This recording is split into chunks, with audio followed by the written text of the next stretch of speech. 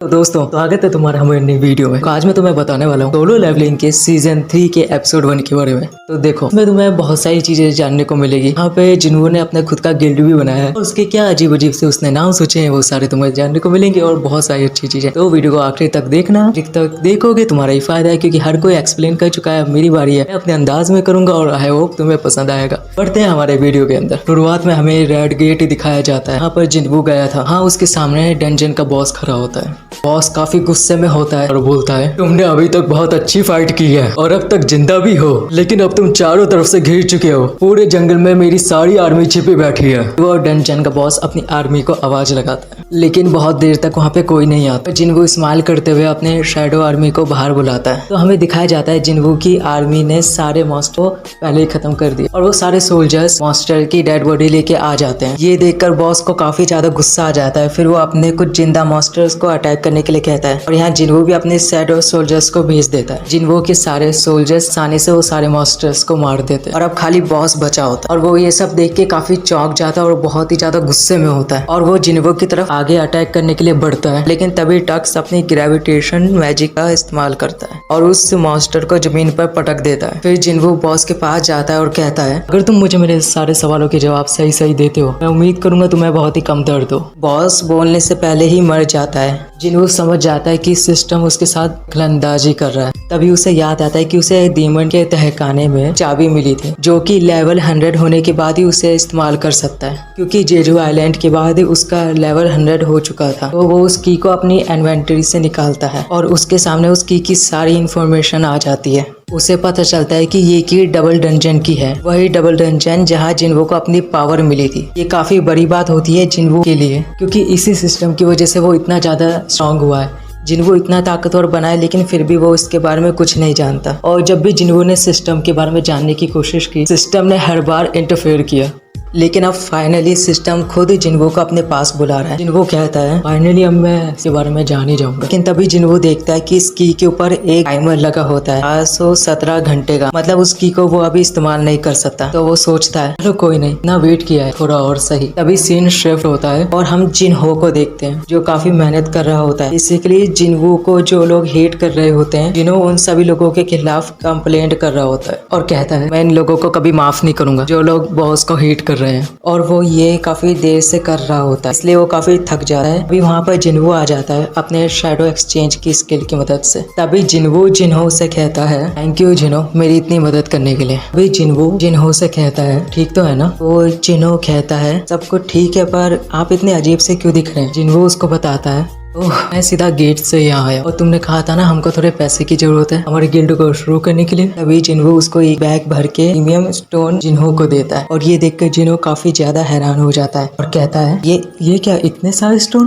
Boss ये stone काफी एक गिल्ड को चालू करने के लिए, लेकिन हमें एक मेंबर की और जरूरत है, हम अपने गिल्ड को स्टार्ट कर पाएंगे। क्या कोई और इम्पोर्टेंट चीज है जो तुम मुझे बताना चाहते हो। बॉस एक और इम्पोर्टेंट चीज है। वो क्या चीज है। जिन्हो उसको बताता है कि हमें हमारे गिल्ड का नाम भी तो रखना होगा। जिन्हो कहता है ये भी जरूरी है क्या। वे जिन्हो कहता है अरे बॉस ये तो हमारे लिए बहुत ही ज्यादा जरूरी है। वे जिन्हो कहता है हाँ ठीक है जरा मुझे सोचने दे दो। सोलो गिल्ड प्लेयर कैसा रहेगा। ये सब सुनने के बाद जिन्हो कहता है क्या, लेकिन तभी गेट पर कोई आता है। जिन्हो गेट खोलने जाता है। तभी जिन्हो चौंक जाता है क्योंकि गेट पर मिस चा खड़ी होती है। चा को देखने के बाद चाहे इनको देख कर से पूछता है तुम यहाँ पे क्या कर रही हो। भी चा कहती है जिन्हो वो मैं तुम्हारा गिल्ड ज्वाइन करना चाहती हूँ। वो चा को कहता है क्या तुम सच में मेरा गिल्ड ज्वाइन करना चाहती हो। चा कहती है हाँ नहीं तो क्या, मैं यहाँ टाइम पास करने के लिए थोड़ी आई हूँ, तुम्हें क्या लगता है। अभी जिन्हो मिस चा को कहता है ठीक है लेकिन तुम मुझे पहले ये बताओ तुम सोलो प्लेयर गिल्ड को क्यों ज्वाइन करना चाहती हो। तो इसके बाद मिस चा गिल्ड का नाम सुन के कहती है सोलो प्लेयर, आखिर इतना वाहियात नाम कौन रखता है।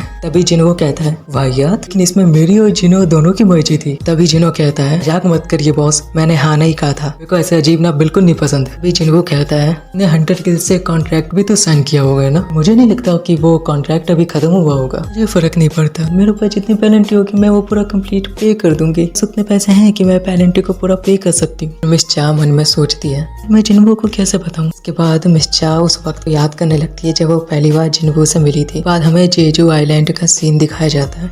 हम मिस चा की हालत बहुत खराब होती है। मिस चा होश में आने के बाद चेयरमैन से पूछती है किसने बचाया, वहाँ पे जिन्वू आया था। चेयरमैन कहते हैं आगे मिस चा मन में सोच रही होती है, क्यों तुम हमेशा मेरे साथ रहो मेरी आखिरी सांस तक। मिस चा अपना फेस हाइड करते हुए कहती है, बोलती है, नहीं रुको, मैं ये क्या सोच रही हूँ। अभी जिन्हो मिस चा की तरफ देखते हुए कहता है, कमाल है यार, ये तो मुझे कुछ बता भी नहीं रही है, बस ब्लश करे जा रही है। तभी जिन्हो चा से पूछता है, आप मेरे सवाल का जवाब दोगे या नहीं। तभी मिस चा जिन्हो के सवाल का जवाब देते हुए कहती है, दरअसल मुझे बस एक नॉर्मल लाइफ चाहिए बॉस। मुझे लगता है कि ये हंटर गिल्ड वाले मिस चा से कुछ ज्यादा ही काम कराते हैं। तभी जिन्हो सोचता है, हाँ शायद जिन्हो ठीक कह रहा है। चा की एज लगभग 20 या फिर 22 की है और इस एज में ये इस रैंक हंटर भी है और जेजो आइलैंड में भी इनको काफी ज्यादा चोटें लगी थी। और तभी जिन्हो मन में सोचता है, हाँ शायद जिन्हो सही कह रहा है। चा की एज लगभग 22 की है और वो इस कम उम्र में भी एस रैंक हंटर बन गई है और जेजो आइलैंड में भी उनको काफी ज्यादा चोट लगी थी और शायद इसीलिए ये मेरे गिल्ड में आना चाहती है। अभी जिन्हो चा से कहता है, मिस चा, अगर तुम मेरे गिल्ड में आना चाहती हो तो तुम्हें एक टेस्ट को पास करना पड़ेगा। जाके मिस चा के लिए कुछ खाने के लिए तो ले आओ।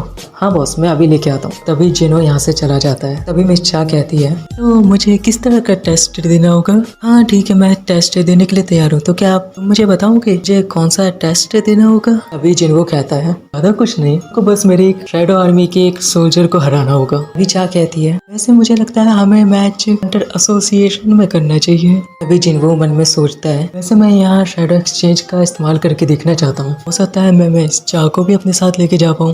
तभी जिन्हो मिस चा को कहता है, अरे हम कार से नहीं जाने वाले। अभी जिन्हो चा को बहुत करीब कर लेता है और फिर अपने शैडो एक्सचेंज का इस्तेमाल करने लग जाता है। तभी वो दोनों टेलीपोर्ट होके हंटर एसोसिएशन में आ जाते हैं। तभी मिस चा कहती है, हम अचानक से यहाँ पे कैसे आ गए, मैं तो अपना वेपन भी लाना भूल गई। क्या कहा तुमने, वेपन? तुम उस एक्स की बात तो नहीं कर रही जो तुम उस ए रैंक डंजन में लेके आई थी। अरे नहीं नहीं, वो मेरा वेपन नहीं है, वो तो बस वो तो मुझे पता है, मैं उसे मजाक कर रहा हूँ। तभी मिस चा उस एसोसिएशन की जिम में से तलवार लेती है। तभी जिन्हो एक ग्रीस को समन करता है और जिन्हो कहता है, वो मिस चा का नाम ग्रीस है, ये मेरे शैडो आर्मी का सबसे ताकतवर शैडो सोल्जर है। तभी ग्रीस चा पर वार करता है, चा उसके वार से बच जाती है। तभी जिन्हो मन में सोचता है, अगर जाए तो मिस चा ताकतवर तो है, अगर मिस चा ताकतवर नहीं होती तो ग्रीस के एक वार से वो नॉकआउट हो जाती। और उसके बाद हमें चेयरमैन गो दिखाए जाते हैं जो देखते हैं जिम की लाइट चालू होती है और चेयरमैन कहते हैं, यहाँ की लाइट कैसे चालू है, यहाँ तक मुझे याद है कि आज तो किसी ने भी जिम को बुक नहीं किया है। तभी वो अपने सिक्योरिटी वाले को कहते हैं कि सीसीटीवी ऑन कर रहे हैं और उसके बाद चेयरमैन को देखते हैं, वहाँ पे मिस चा और जिन्हो होते हैं। के बाद वो कहते हैं, कमाल है, ये दोनों अंदर कब गए थे। फिर उन्हें याद आता है कि जिन्हो ने मिस चा को बचाया। ये सोचते हुए वो सिक्योरिटी वाले को कहते हैं कि सीसीटीवी ऑफ कर दे। इसके बाद हम देखते हैं जिम का सीन, यहाँ ग्रीस मिस चा से हार चुका होता है। फिर मिस चा कहती है, अरे यार, तुम्हारा सबसे ज्यादा ताकतवर शैडो नहीं था ना। तभी जिन्हो कहता है, पता है ना वो कौन है। अरे यार हाँ, मुझे पता है वो कौन है। के बाद जिन्हो बेरू को समन करता है और बेरू आते ही कहता है, मेरे किंग बताइए आखिर मुझे इस लड़की के साथ आखिर क्या करना है। अभी जिन्हो बेरू से कहता है, बेरू तुम्हें बस इस लड़की के साथ लड़ाई करनी है, लेकिन याद रखना तुम्हें इसको बिल्कुल भी हर्ट नहीं करना है, क्योंकि अगर तुमने इसको हर्ट किया तुम्हें पता है ना क्या करूंगा। अभी बेरू जोर से रॉड करता है जिससे जिम की सारी लाइटें टूट जाती है और बेरू का ऑरा फील करके मिस चा सोचती है, अब मुझे भी कुछ कमाल दिखाना ही होगा। और जैसे ही वो लड़ाई के लिए तैयार होती है बेरू उसके पीछे आ जाता है और मिस चा सोचती है, रुको, क्या ये तो अभी मेरे आगे था, अचानक से मेरे पीछे कैसे आ गया। लेकिन मिस चा अचानक से उसके ऊपर अटैक कर देती है, लेकिन बेरू काफी आसानी से उसे रोक लेता है। अभी बेरू मन में सोचता है, मेरे किंग ने मुझे ऑर्डर दिया है, मुझे इसे मारना नहीं है, सिर्फ इसको हराना है। अगर मैं इसको ये दिखा दूं कि मैं कितना ज्यादा ताकतवर हूँ, शायद ये खुद ही हार मान जाएगी। मिस चा फिर से बेरू के ऊपर अटैक करती है, लेकिन बेरू उस अटैक को काफी आसानी से रोक लेता है। उसके बाद मिस चा काफी सारे अटैक करती है। बेरू तो बेरू है, बेरू भी लाइक मैंने खट्टी टॉफी खाई है। फिर वो बोलने लगती है, अरे यार ये कैसे पॉसिबल है, वो तो मेरे ऊपर अटैक भी नहीं कर रहा है और ये तो मेरे अटैक को काफी आसानी से डॉज कर रहा है। अभी अचानक से बेरू मिस चा के बहुत ही ज्यादा करीब आ जाता है और बहुत जोरों से चिल्लाता है और इसकी वजह से मिस चा पीछे सरक जाती है और जिन्हो दूर से ये सब कुछ देख रहा होता है और जिन्हो ये सारा बैटल दूर से देख रहा होता है और कहता है, मुझे लगता है मुझे ये फाइट यहीं खत्म कर देनी चाहिए।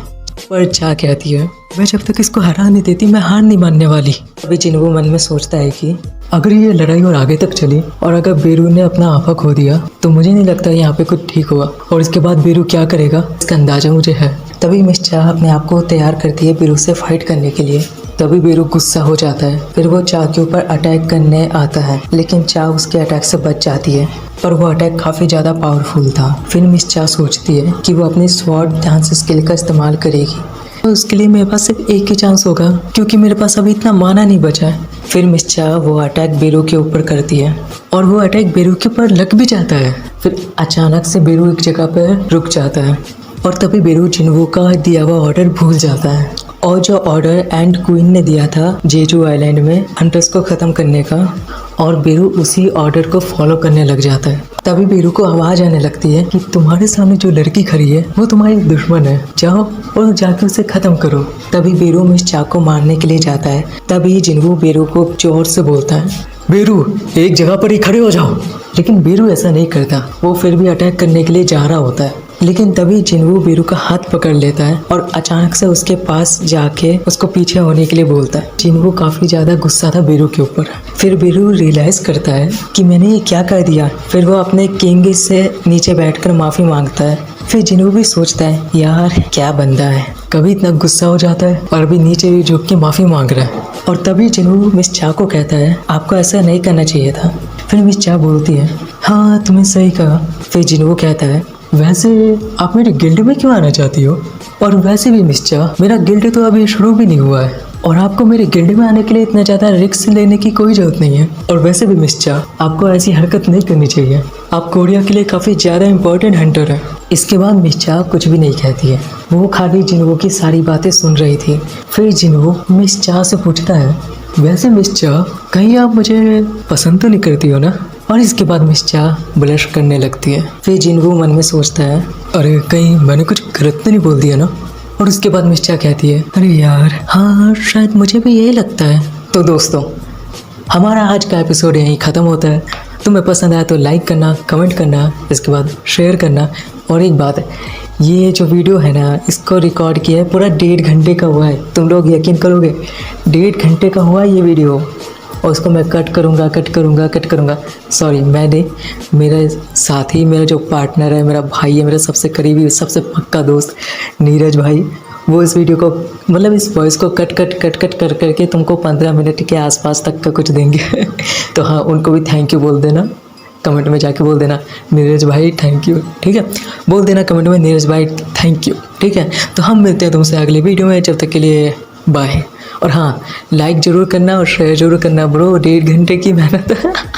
तो जल्दी मिलते हैं हम, जब तक के लिए दोबारा से बाय।